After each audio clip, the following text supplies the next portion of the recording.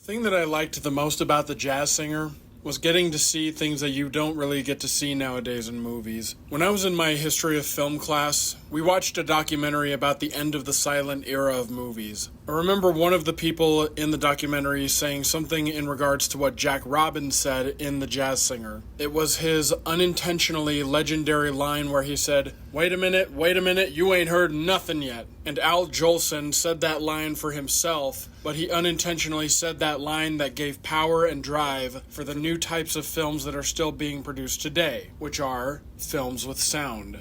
Now, I knew the general story of The Jazz Singer before I went into this, but I think that it was a lot more interesting to me than I was expecting it to be. Now, I said I won't be talking about Citizen Kane until much later. Now, I just want to mention something real quick about Citizen Kane. I won't be talking about that too much. But I do find it interesting watching movies that came before Citizen Kane and how I noticed certain things that they did in movies before Citizen Kane came out. That if you see a movie doing that today, it would be looked at as dumb at best and seen as completely unacceptable at worst to an audience now. Like, for instance, there were points in the movie where they had a jump cut of the exact same footage, and we had just seen it happen twice in a row. It happened at one point when Jack Robin was done singing at an underground restaurant, and when people started clapping for him. That's about the point where we see the jump cut. Or at the theater, when they showed the dancing girls doing the same dance routine and did a jump cut of that.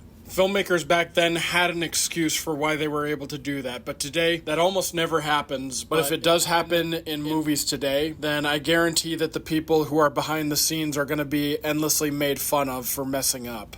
But I think that what was even more interesting to me is how much more it seemed like they talked about religious things. Not in a preachy way, but just how they made religion something that was central, not only to the main character, but to other characters and to the story as well. Like I said, the religious stuff was not in a preachy way, but it was essential to how the movie moved forward in its plot. I thought that The Jazz Singer was a pretty good movie, all things considered. One thing I forgot to mention about this movie is that it actually reminds me a lot of my own relationship with my mother. I mean, I love my mom to death. She's the one person who has been the most supportive of me, even in the moments where I was an absolute little shit. But I can relate with this movie in terms of how Jack doesn't want to upset his mother because he loves her so much, and really this movie does remind me of how much I love my mom and how I would probably do anything for her because I love her very much. And for that, I love The Jazz Singer. It's a great movie that I really enjoyed watching. The Jazz Singer gets 4.5 stars out of 5.